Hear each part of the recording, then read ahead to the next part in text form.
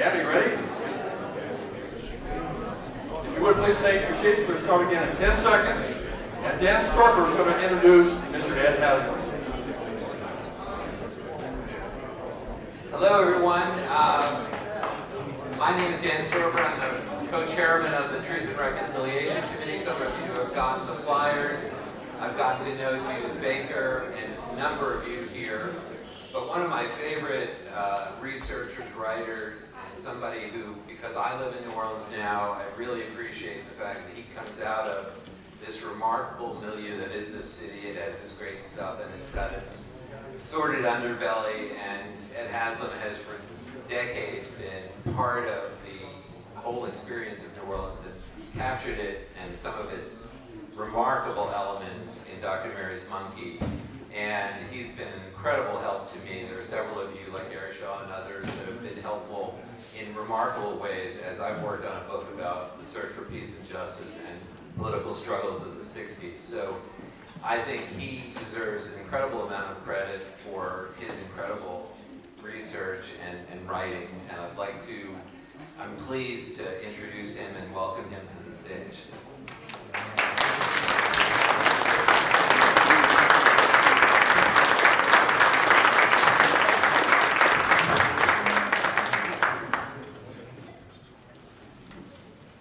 Thank you, Dan, and thank you, Judith. Thank you all for being here, because I'd be standing up here talking to an empty room without you. Okay? We just came from New Orleans. Speaking of New Orleans, Chris and Judith and I met there to celebrate Lee's 80th birthday, and we had good food, I am pleased to say. This is me. I am the author of the book on, that way, Dr. Mary's Monkey. And I was the senior editor of Me and Lee. I brought Judith to Trine Day and asked Chris to publish Me and Lee. And he said, I will if you will edit it. So I spent the next year of my life doing that. And finally wrote the foreword to it. The afterword was written by my good friend Jim Marps. This is my final presentation. And I'm going to explain why. I'm going to try to make it a good one. I made my first presentation 26 years ago about Mary Sherman. Nobody knew who she was. I went to about her murder in 1964. I knew who she was. She was a friend of my father's. But I rented the table at a JFK conference. They had the speaker's room, and then they had a little room next door, and you could rent a table. So I rented the table, and I set out some stuff about Mary Sherman and Jim Garrison and David Ferry. And I was still working on my first book, Mary Ferry and the Monkey Virus. Now, I took navigation from the Navy ROTC when I was in college, and they have a technique there called triangulation, where you don't know where you are, but you get 3 lines, and you know your ship is somewhere in the middle of the 3 lines. That's what I was doing when I named this book. What I had at the time was I had the police reports and the autopsy, the official documents on Mary Sherman. I had the Playboy interview with Jim Garrison, and I knew something about this monkey virus, and I was starting to get more and more information about it. So I said, somewhere in the middle of this triangle is the answer. Okay? What I did not have was I did not know about the cancer virus in the polio vaccine. I didn't know where the polio epidemic came from either. I did not know about the cancer epidemic. It's a word you hear a lot nowadays, but in 1995 when I started, nobody was using. My wife's a nurse, and she said, Ed, that's inflammatory language. You're talking about a cancer epidemic. Yeah, well, 1 out of 3 sounds like an epidemic to me, So I had not yet met the real Judith Ferry Baker.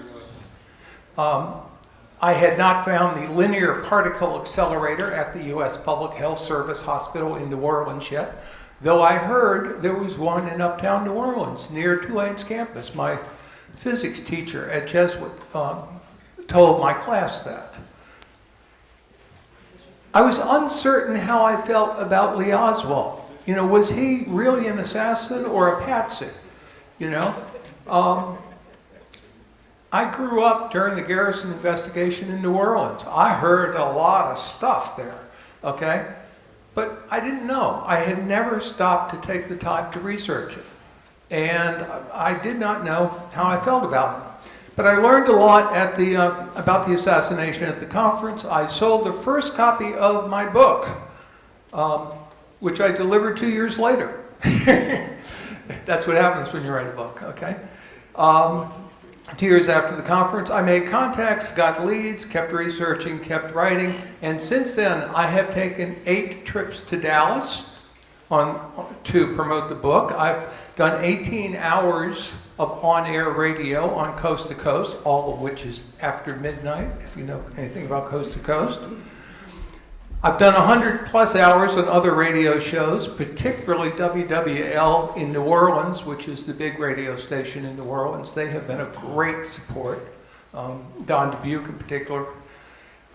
I've been on 10 book promotion trips to New Orleans. I've been on just about every television station there.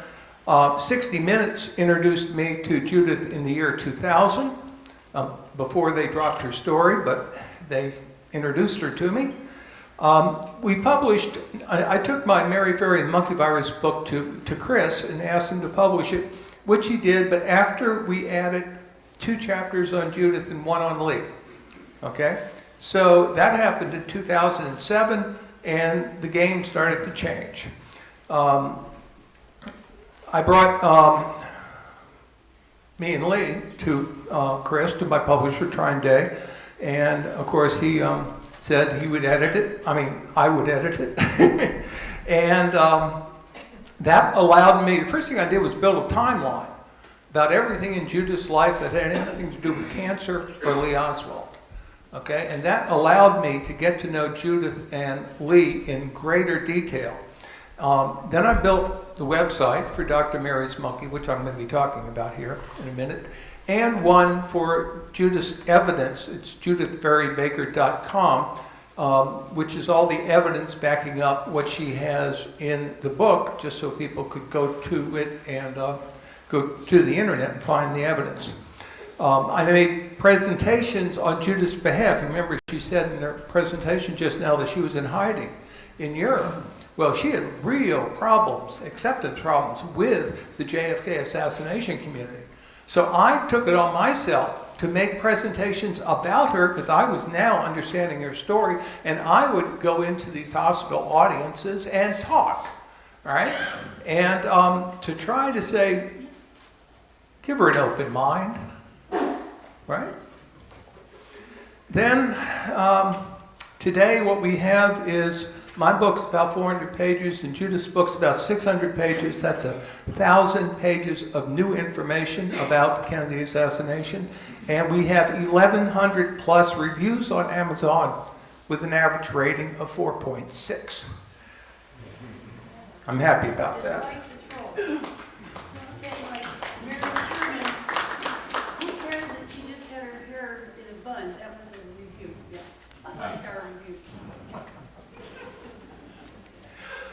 Lee Oswald, in Dallas, just so I've said it once, I'll say it quickly, did not kill JFK. He was on the second floor lunchroom at the time. I thank Robert Groden for some of that information. He did not kill Tippit. He was already in the Texas Theater. Jim Mars did great work on that and shared that with me. He tried to stop the JFK assassination. He was part of an abort team. He stayed in position, and he was framed as a patsy. Okay? That's where I am today on Lee. What I'm here to talk about is Lee's Summer of Secrets, which is basically New Orleans, 1963. It starts in the springtime. And he finds himself sort of caught between Judith and Alton Ochsner, between David Ferry and Mary Sherman, Guy Bannister, Clay Shaw, Carlos Marcello, and they frame them as a communist in August so they can kill Fidel Castro, or maybe JFK. So here is the, and I've asked myself, you know, I've been doing this for 26 years. In fact, it was my wife who asked me this. What have you really accomplished with this? You know, and I think we have accomplished a couple of things. One is we brought Judith into the spotlight, okay? Which I was not the first one to try to do that, but we succeeded with that. And secondly, in terms of the analysis of Lee, I think building this timeline allowed me at least to see things with greater clarity so that I understood how the pieces fit together, and when you do that, new questions emerge. Okay, so here's our graphic timeline. Lee comes into New Orleans April 25th, leaves September 25th. We all know about the Riley Coffee Company. It's in the Warren Commission. He starts May 10th, ends July 19th. Then there's all these political actions that happen in August, all of which make him look like a communist. I guess in September he decides he's no longer a communist. He wants to sit around in his flip-flops and read. And then he goes to Mexico. The Warren Commission concludes that he's alone not a communist, an incompetent worker, an irresponsible father, a traitor, and a defector, and he fits the profile of an assassin. Therefore, he is guilty of killing JFK. That is basically their logic.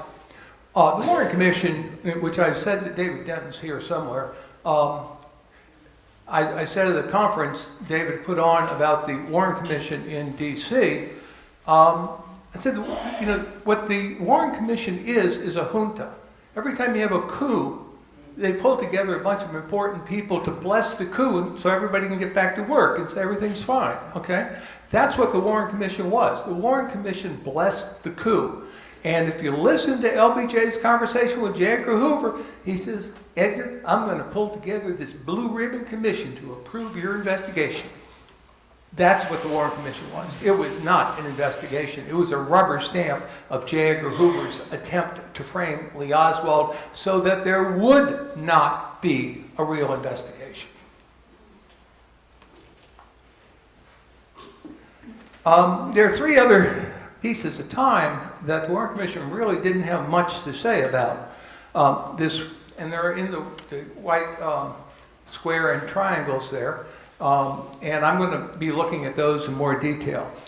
Jim Garrison comes along in the 66 to 69 time period, and he sees Lee differently. He says, this guy's associated with David Ferry, and with Guy Bannister, and with Clay Shaw. These are the three of the biggest anti-communists in the city.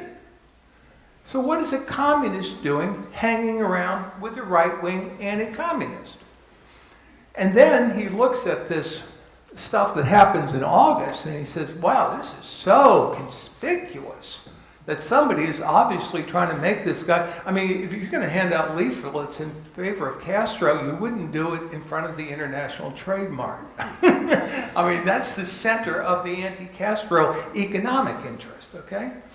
And then his research, Garrison figures out that what's behind all this stuff with WDSU sending out the cameras, WDSU radio, blah, blah, blah, that's all Edgar Stern, who's a founding member of Inca, and the guy who founded Inca and who serves as its president is Dr. Alton Oshner. So, Lee sits around in September. Garrison also figures out this gold triangle I put there about the FBI raid, which I'll be talking more about in a minute. And this other thing, he figures out the Clinton-Jackson thing. I mean, he doesn't figure it out, he just knows it happened. And he, I think, misinterprets it, or maybe he knows more and knows he's supposed to keep his mouth shut. I don't really know what really happened there. Now, I'm going to go over some points on this timeline, but the point I want to make is that I have 20 hours of my presentations, mostly, on my website, which are free, okay? And you are welcome to look at. This top one here is the presentation I made in New Orleans in 2016, which is about this timeline in great detail. All right, the other one is the presentation in 2015, which is the medical background about polio and the polio epidemic. You ever wonder where that came from? And all kind of other stuff there. So if you want to hear more and realize that I have a 45-minute window to do all this stuff in. That's where you can get the rest of the information. Okay, we're looking at Lee's Summer of Secrets timeline. He comes in on April 25th. He, after 10 years of not being in New Orleans, he goes straight to Lee Circle and the YMCA. Why does he do that? Well, he gets up the next morning and walks down the street to Bannister's office, gets his marching orders, walks over to the post office and waits for Judy to show up, and then he intercepts her. Okay, so we have the first day is Lee comes to New Orleans, April 25th. Second day, he meets Judy. Third day, he introduces Judy to David Ferry. Fourth day, he produces Mary Sherman inside David Ferry's apartment for a party. And the fifth day, he introduces Judy to Guy Bannister. That's an awfully interesting week for a guy who has not been in town for 10 years. That means somebody is writing his script. And it is, in my opinion, Guy Bannister.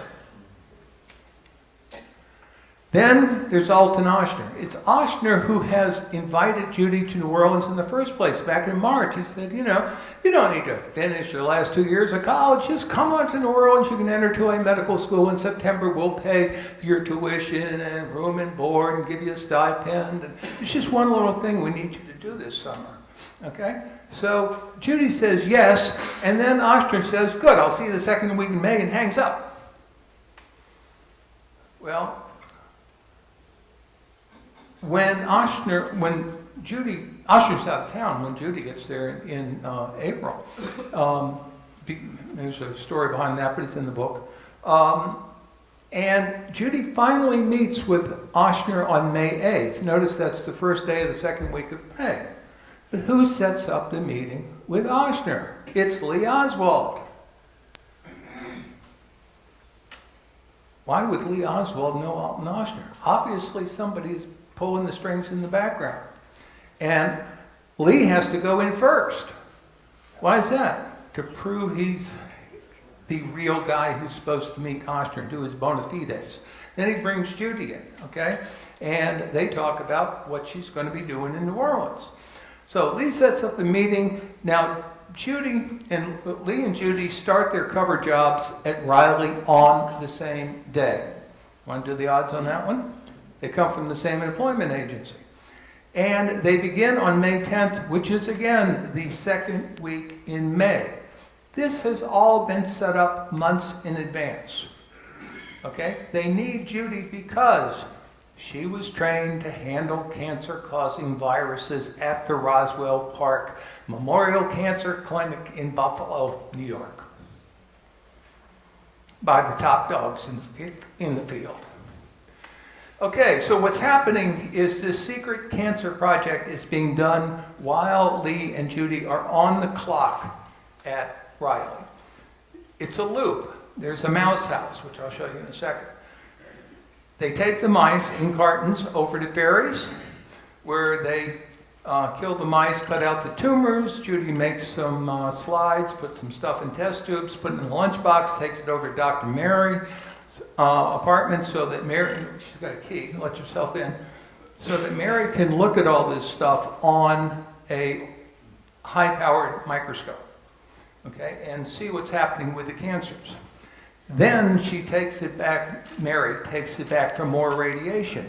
Mary, by the way, is a world-class expert in the medical uses of radiation and is heavily published in that area and was good friends with Enrico Fermi and Harold Urey at the University of Chicago. Then they take him back to the mouse house. Inject him with the new sauce, grow the tumors, and do the loop again. Each time you do the loop, you're getting bigger tumors, stronger cancers. It's called weaponization. They're weaponizing the cancer. This, on the left, is Ferry's house on Louisiana Avenue Parkway. Across the street and a couple of houses down is where they had the mice. Okay? The middle floor there was my girlfriend's apartment, which is how I'm familiar with this particular area. Okay, let's look at uptown New Orleans. The first one was Lee's apartment. There's Judy's apartment. There is the Magazine Street bus, which Judy and Lee ride to Riley's every morning. Now, if you're really investigating Lee Oswald, you talk to the bus driver and say, was there anybody with this guy, you know? They would have found Judy early if they did simple gumshoe stuff. All right, Mary Sherman's apartment on St. Charles. David Ferry's apartment on Louisiana Avenue Parkway. Here is the Louisiana Avenue bus that Judy rode to and from David Ferry's apartment. There is the linear particle accelerator at the U.S. Public Health Service. There is Dr. Alton Ochsner's house. How convenient. Now, notice this is not in Bethesda, but there's too much shop talk and too many nosy people. This is in New Orleans, which is way out of the way. Okay, so that's the Riley Coffee Company. Here is Lee Oswald's time cards. There's Judy's initials, because Judy worked for Moynihan. He's an ex-FBI guy. When Moynihan normally approved Lee's time cards, and when he was not around, Judy approved them.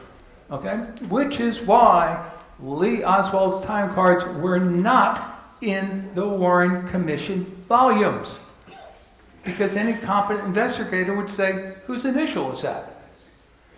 Right? And they didn't want them to find her. They knew who she was. They didn't want, Hoover did, I'm sure. They did not want, and I'm glad they didn't find her, because I don't think she'd be here today. Anyway, now we're going to look at this green triangle, which I call Lee's Week in Hell. All right, he gets fired from the Riley Coffee Company on the 19th, and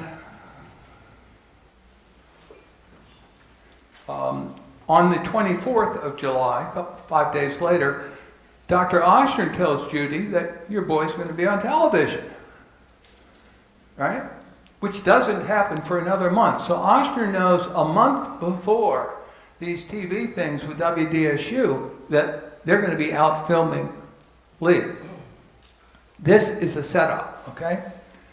On the 25th, Judy goes over to Ferry's apartment and sees Lee editing a training film for the anti-Castro Cubans. He kisses her on the cheek and says, I have to go to the airport. The next day, he signs the guest register at the Atomic Energy Museum in Oak Ridge, Tennessee.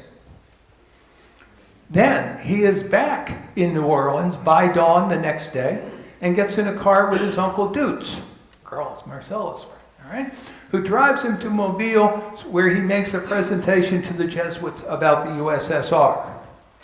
Busy week. Okay?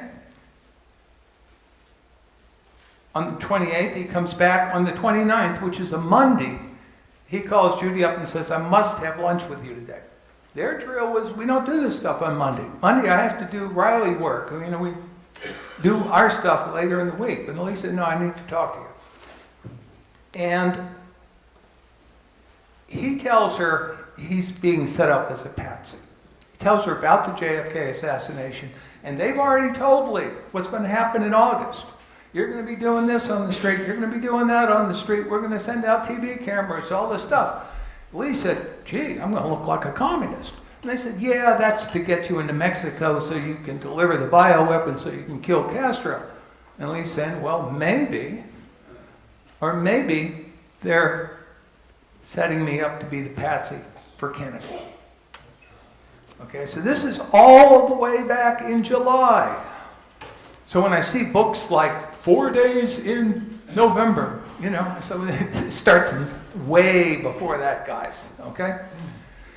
So on the 30th or the 31st, because that happens in the middle of the night, it's either midnight on the 30th or early morning on the 31st, the FBI raids the training camp in Lacombe, Louisiana, which is on the northeast shore of Lake Pontchartrain. That's the raid. Garrison finds out about it, and it's covered in the New Orleans media the following day on August 1st. Okay, let's look at this thing with the Atomic Energy Commission. This is Oak Ridge, Tennessee. It's 600 miles from White. Okay, I can't see it from my angle. 600 miles and 9.5 hours by car. You cannot drive there and drive back in a 24-hour period. You just can't do it, okay? So, particularly in less than 24-hour period. But if you got one of these things, which is a twin-engine airplane with a 1,000-mile range on it that flies at 200 miles an hour, you can do it. You can get up there in 3 hours. So you fly up in 3 hours, you sleep in the seat in the back, you get up there, you go over to Oak Ridge, pick up the radioactive stuff that you need for the radioactive experiments in New Orleans, bring it back, give it to Mary Sherman, you know. Then by dawn, you're finished and you are ready to get in the car with your uncle and go to Mobile, okay? So this is the Atomic Energy Commission, okay? Atomic Energy Museum. We have the guest register, which is 72663, Lee H. Oswald, USSR. Pay attention, FBI, I am trying to communicate. Dallas Road, the road is going to Dallas. Dallas, Texas. There is no Dallas Road in Dallas, Texas. And by the way, Lee lives on Magazine Street in New Orleans at the time. This is a message. He's trying to tell somebody, this is where this is going, okay? And I'm sure he knows he's being watched. But this date, where he tells Judy about the JFK plot and the fact that he thinks he's being set up as the patsy, I think is the critical moment in this summer, at least as it relates to the assassination. Then this stuff in August, I'm zooming in on detail here. Garrison used the term sheep dipping, other people saying Lee was painted in red. You know, he gets the shoving match on August 9th. On August 16th, he's out there handing out the fair play for Cuba things and gets on the radio. There's the fair play for Cuba. And WDSU sends out their film crew. Lee's standing there talking to Judy on the street, holding the leaflets. He has not handed out any of them yet. He says, well, the cameras are here, I got to get to work. He's been waiting for the film crew because he didn't want to really create another incident for himself that risk it, because he's concerned. I mean, some of these people down there doing this kind of stuff got badly, badly beaten up by angry Cubans, right? And Lee doesn't care to be one. Then this guy, Chauncey Holt, speaks up, writes a book called Self-Portrait of a Scoundrel, which I did an hour on, and that hour is on my website, or will be soon. I asked Chris to post it to YouTube. Who's Chauncey? Chauncey is a professional criminal and artist. His two major contacts in the mafia are Meyer Lansky and Peter Licavoli. Licavoli is part of the Detroit partnership. Meyer Lansky owned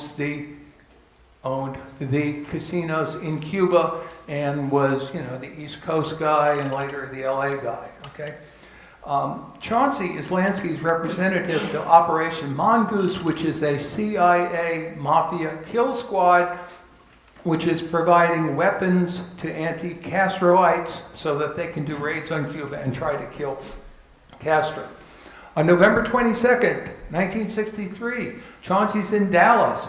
He drove Chuck Nicoletti and Louis Lips Masseri, both of who are notorious mob hit people, from Licavoli's ranch in Arizona to Dallas, arriving on Friday morning, the 22nd. Chauncey's there. He's giving these guys a lift. He hadn't been told what they're there for. But he is delivering the Secret Service IDs, which he made at his studio in LA, to the bunch of Cubans standing around in business suits in Daley Plaza so they could say, Secret Service, back up, okay? But in August, Chauncey shows up in New Orleans to deliver weapons to what they call their distributor, who's Guy Bannister, all right? So he can give them to the anti-Castro Cubans. It's Chauncey that makes the fake IDs for Lee Oswald, all that Alec Heidel stuff, okay? Chauncey's the guy. right? And Chauncey gets caught in a photo with Lee in front of the International Trademark, okay? So there's Chauncey in the red square, and he is coming from a meeting with Lloyd Cobb. Lloyd Cobb is Clay Shaw's boss, who is the chairman of the International Trademark. And Chauncey is going to lunch right after he leaves that with Guy Bannister and some others to talk about the weapons.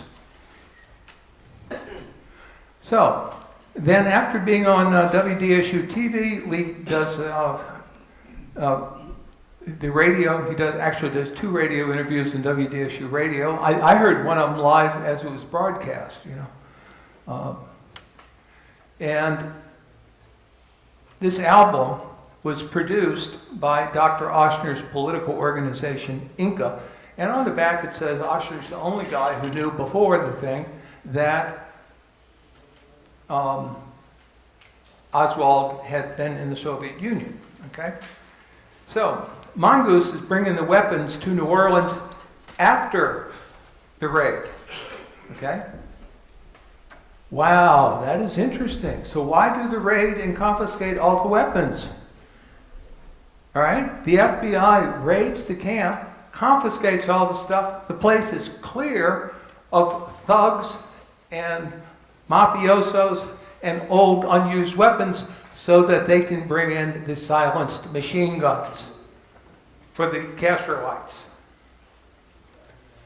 And Judy's covered this a little bit, but the guy in the circle is Lee. The guy in the square is Rafael Cruz, the father of the U.S. Senator from Texas. These are 4 pictures of Rafael Cruz from various points in life. I'll leave it to your own judgment to say, is this the same guy? He looks like it to me. Okay, back at Ferry's lab, you know, because Judy and Lee are going over to Ferry's lab more and more. And what happens is Dr. Oshner orders Judy to start killing the mice. First 50 a day, and then ramps it up to 500 a day. You try killing 500 mice in a day, okay? Anyway, Lee is there helping Judy do this at her elbow. And Carlos and Miguel, the 2 guys, Hispanics from across the street, dispose of the dead mice. They're the ones delivering them, and they take the carcasses away. And Lee and Juan Valdez are disposing of all of the cancerous materials at Mary Sherman's apartment by flushing them down the toilet in Juan Valdez's apartment. The main virus they're working on is SV40, but SIV, which is the simian immunodeficiency virus, which is the ancestor to HIV, which is the AIDS virus, was also in the polio vaccines that they were irradiating. That's a very dangerous scenario. All right, there's the toilet. Victoria told you about that. It's time for the project, as Judy called it, to test the bioweapons on humans. So where do you find humans you can kill that nobody will miss? Prison. Angola Penitentiary. Okay? Down the road from Jackson, Louisiana.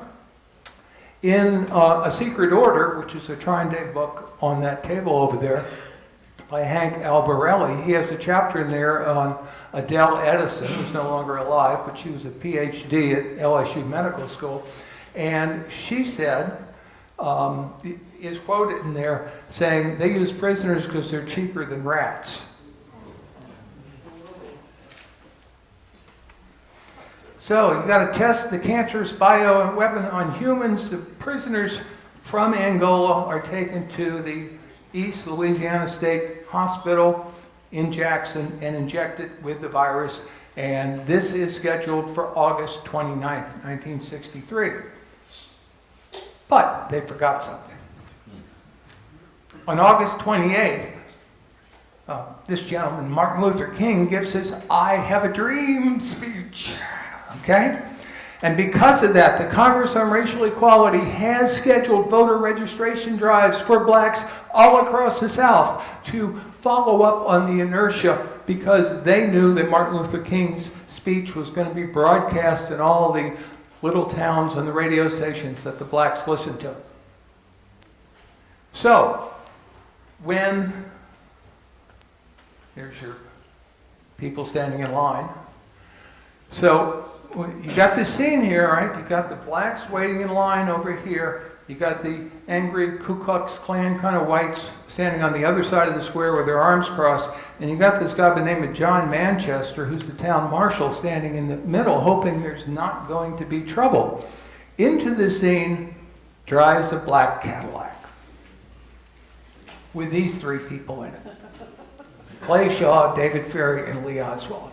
How do we know that it was Clay Shaw driving that thing? Because John Manchester says, "Who are these people?" And he walks over, pulls his badge, says, "Let me see your ID." The guy says, "I'm Clay Shaw from the International Trade Mart."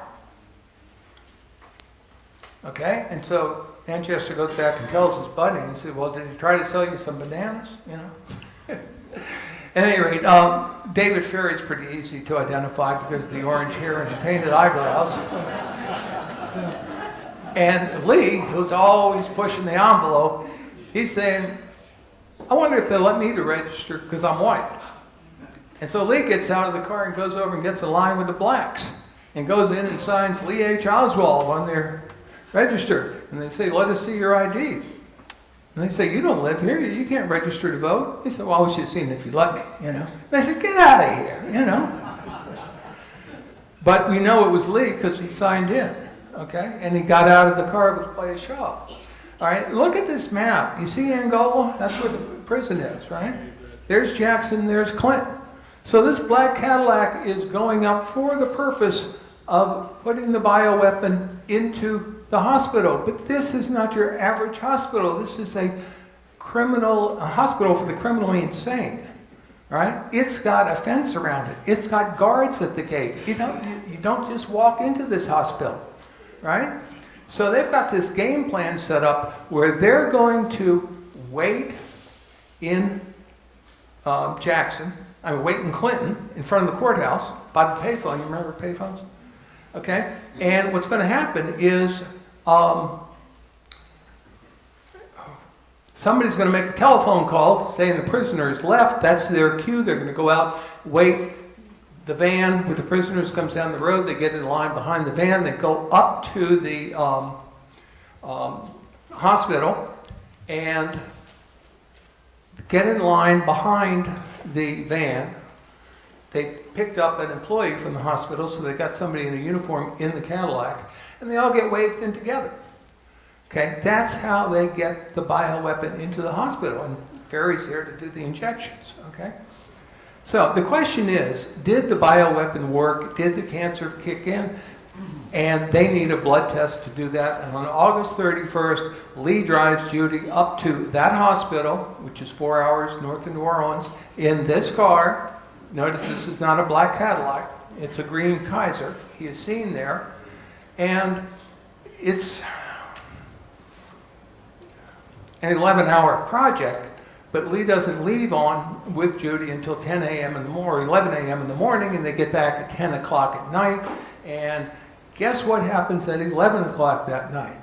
Mary Sherman's apartment is burglarized, and all of the medical stuff in there is removed.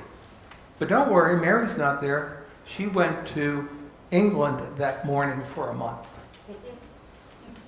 The project is over. They are disposing of the evidence that can be used to connect Mary to the project and Oshner to the project. Okay, and Lee is in the middle of it. This is the police report. Okay, all the detail there. So now we're talking about September. Lee sits around on his porch. Here's his house behind the tree. There's the porch. And he is reading. What's he doing? He's not doing any political stuff. Right? He's not leafleting. He's not making media appearances. He is waiting for the prisoner to die. Then he goes to Mexico, where he goes to a bullfight. So, the Warren Commission says, he goes to Mexico. The problem is nobody sees him on the bus between New Orleans and Houston, and then when Lee gets to Houston that night, he calls Judy and said, well, he spent the day on an airplane flying around. He went to Austin and to Dallas and then finally went to Houston, which is why he's not on the bus. And so when he goes to Austin, where does he go? He goes to the governor's office. Then he stops in to the Secret Service office to leave his breadcrumb trail so somebody will remember he's there. So 2 witnesses see him in Austin, 1 sees him in Dallas that night, and that is Lee's summer of secrets. Okay? So that is, I think that timeline was helpful to me. I hope it's helpful to you. It is what I consider to be my major contribution, besides bringing Judy forward, to the JFK assassination. Here are 3 important background pieces, and they're self-explanatory.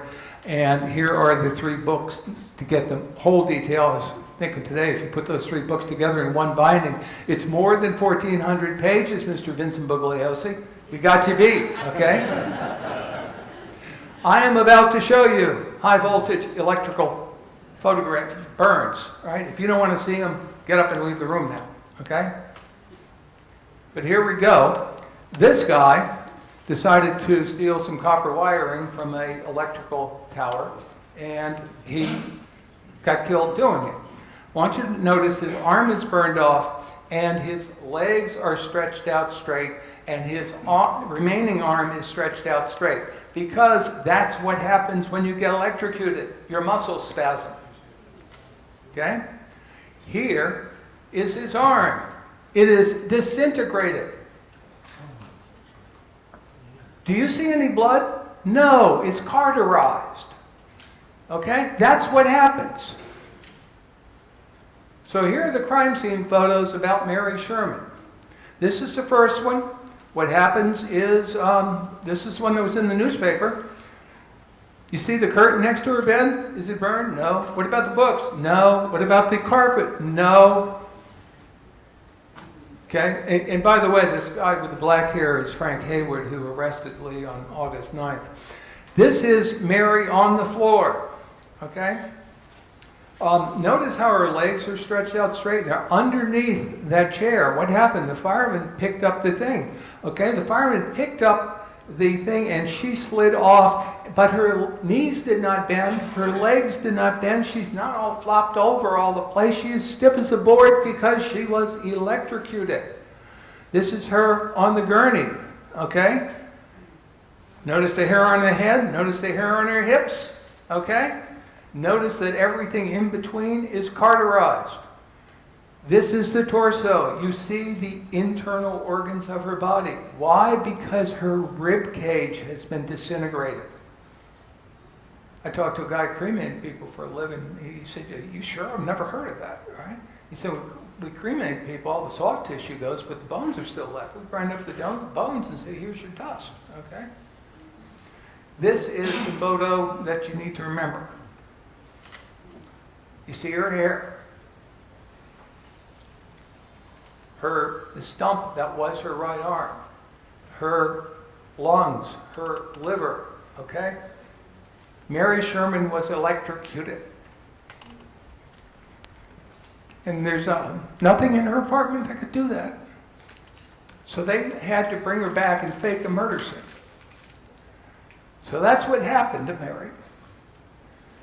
Now I'm going to tell you a quick story or two. This one's called "May I Sit on Your Lap?" That's me at the time I met Mary Sherman. My mother was tucking me into bed. This was in the final days of footy pajamas. And she said, "Ed, we have some really important..." The phone rang. She picked it up. And Dad said, "I'm coming home, bringing important people." She hung up and she said, "I got to go. Dad's bringing some important people home to the house." I said, "That is awesome. I have never met any important people." And she said, "No, you're staying in bed." And so she gets up and goes to powder her nose. I defiantly throw the covers off and said, "Oh," she says, "these people don't like children. Okay, you're staying here." I said, "Everybody likes children, all right?" And then I go on out and I knock on the door and I said, "Dad, can I meet your friends?" And he said, "No, Timmy." He used to call me Timmy when I was a kid. And this guy, he had a big, looked like Falstaff, right? Great big Commander Schweppes kind of beard. in a banker suit. He said, "Children, jolly good, lad. Come in. Let me see you. Stand tall." So I march myself in and stand up in front of this guy. And my father's trying to warn me. He says, "Timmy, this is Dr. what's his name? Witherspoon or something, who is the president of the Royal Academy of Orthopedic Surgeons." And he said, he doesn't need to know all that stuff. What he needs to know is, I'm from England. Lad, do you know where England is? I said, "Yeah, it's 5,000 miles that way." And he looks at my father and says, "Which way's north?" He said, "Smart lad, okay?" He said, "But, you know," and then I say, "Is that a real beard?" He said, I said, "I've never seen a real," it was the 50s, right? "I've never seen a real beard." Okay? And then I get finished with this guy and I go over to inspect Mary. I was sitting there with a scotch in one hand and a cigarette in the other. And I walk up to her and I say, "May I sit in your lap?" The first thing I say is, "Do you like children?" I'm testing my mother's morning. And she says, "Yes, I like children very much." I said, "Good, may I sit in your lap?" And she said, "Okay, just for a minute." And she puts down her cigarette and drink. And I climb up in her lap and I put my head back on her. She's full of this wonderful French perfume. And I take a deep breath and close my eyes. And she looks at the men and raises her eyebrows, and they all laugh. And then I get off her lap. I turn and I look at her. I said, "You must be a very good doctor." She said, "Well, I am a very good doctor." "But what makes you say that?" I said, "Well, you don't look like a doctor and you don't smell like a doctor, so you must be a very good one." And I have one last story, if you'll indulge me just a minute here. I went to interview, I was a competitive swimmer and a successful one. And the swimming coach, a Jesuit, wanted me to go to Jesuit high school. So he arranged an interview, and my father heard about it, and he said, "I want to talk to you about this interview tomorrow." And he asked me some questions. And he said, "No, you got all this stuff wrong. You're full of criticism and all this stuff. You have to talk about the opportunity and success and education and all this stuff." So he gave me these pointers, right? So I go to the interview the next day, and the guy asked me every question my father told me he was going to ask him. So I come home, I said, "How do you know all that stuff?" He says, "Well, I sit on the admissions committee of Tulane Medical School, and we all ask people the same kind of things." I said, "Well, how do you get medical school? All these people ask me if I'm going to be a doctor." And he said, "Well, you got to do this and that. And it's a big, long thing. Going to college." I was still in high school at the time. And I said, "Well, is there a way around that? Is there a shortcut I could take, And he says, "Well, we do have an early admissions program." And I said, "Well, gee, do you think I might qualify?" I was a terrible science student, and I read at about 250 words a minute. I was not a very good reader. And he looked at me and he laughed and he said, "Well, Ed, you're no Judy Varick."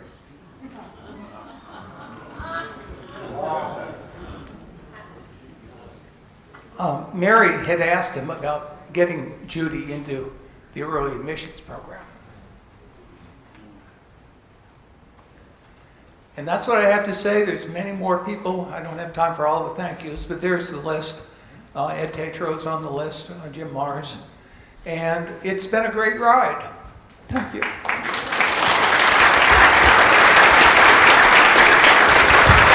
Ladies and gentlemen, Ed Haslam, look away, Ed. Look away.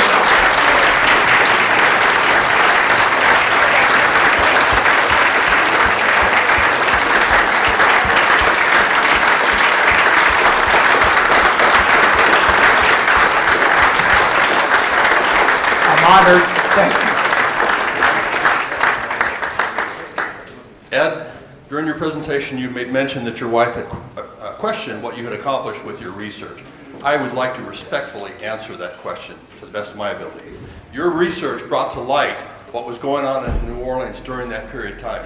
Your research brought us Judith Berry Baker. Your research and your book and your friendship helped bring us the book Me and Lee.